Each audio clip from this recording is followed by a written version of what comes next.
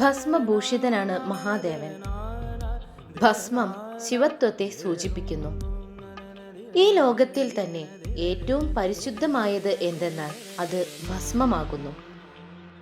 സംഹാരമൂർത്തിയായ മഹാദേവൻ എല്ലാ ജീവജാലങ്ങളെയും ഭസ്മീകരിച്ചുകൊണ്ട് ശുദ്ധമാക്കുന്നു.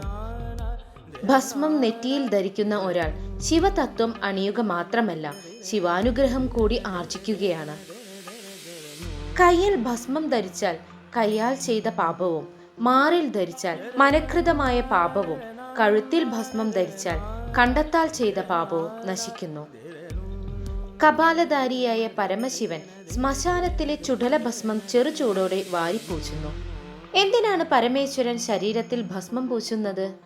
അതേപറ്റി ഒരു കഥയായാലോ? ഒരിക്കൽ ഒരിടത്ത് ശിവഭക്തനായ ഒരു മുനി ജീവിച്ചിരുന്നു. അദ്ദേഹം ശിവനാമങ്ങൾ ജപിച്ചും ശിവമന്ത്രങ്ങൾ ഉരുവിട്ടും ഭഗവാനെ പ്രാർത്ഥിച്ചിരുന്നു. മറ്റു ഭക്ഷണങ്ങളെല്ലാം ഉപേക്ഷിച്ച് അദ്ദേഹം സസ്യങ്ങളുടെ ഇലകൾ മാത്രമാണ് ഭക്ഷിച്ചിരുന്നത്. ഒരിക്കൽ അദ്ദേഹം പൂജയ്ക്കായുള്ള പുഷ്പങ്ങളും മറ്റു ദ്രവ്യങ്ങളും ശേഖരിച്ചു കൊണ്ടിരിക്കെ അദ്ദേഹത്തിന്റെ കൈവിരൽ മുറിഞ്ഞുപോയി.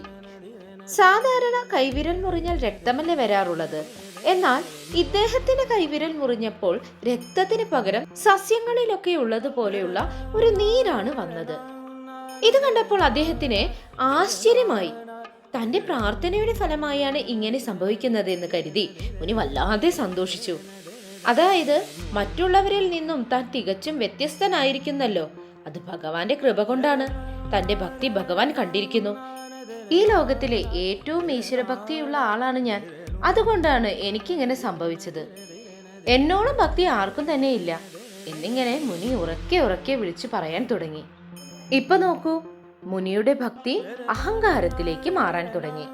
മനുഷ്യർ ഇത്രയേ ഉള്ളൂ. മനസ്സിൽ അഹങ്കാരം വന്നുകൂടാൻ വലിയ പണിയൊന്നുമില്ല. എന്നാൽ ഭക്തരുടെ മനസ്സിൽ അഹങ്കാരം വന്നു ചേരാൻ ഭഗവാൻ സമ്മതിക്കുമോ? ഇല്ല.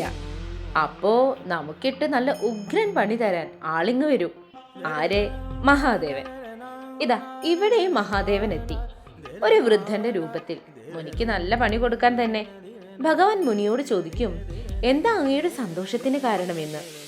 കാരണമറിഞ്ഞ ഭഗവാൻ മുനിയോട് പറയും, അല്ലയോ മാമുനെ, എല്ലാ ജീവജാലങ്ങളും മരണത്തിന് ശേഷം ഭസ്മമായി മാറും. ശരിക്കും താങ്കളാണ് ഏറ്റവും വലിയ ഭക്തനെങ്കിൽ താങ്കളിൽ നിന്നും ഭസ്മമല്ലേ ഉണ്ടാകേണ്ടത്.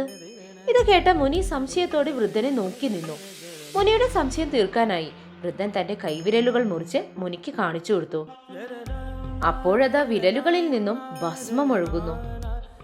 മുന്നിൽ വന്നു നിൽക്കുന്നത് നിസ്സാരക്കാരനല്ലെന്ന് മുനിക്ക് മനസ്സിലായി. ശിവഭഗവാൻ സ്വയം എത്തി തന്റെ അറിവില്ലായ്മ മനസ്സിലാക്കി തന്നതാണെന്ന് മുനിക്ക് മനസ്സിലായി. ആ ദിവസത്തിന് ശേഷം ഭഗവാൻ ശിവൻ പരമമായ സത്യത്തിന്റെ അടയാളം എന്ന നിലയിൽ തന്റെ ശരീരത്തിൽ ഭസ്മം പൂശാനായി തുടങ്ങി.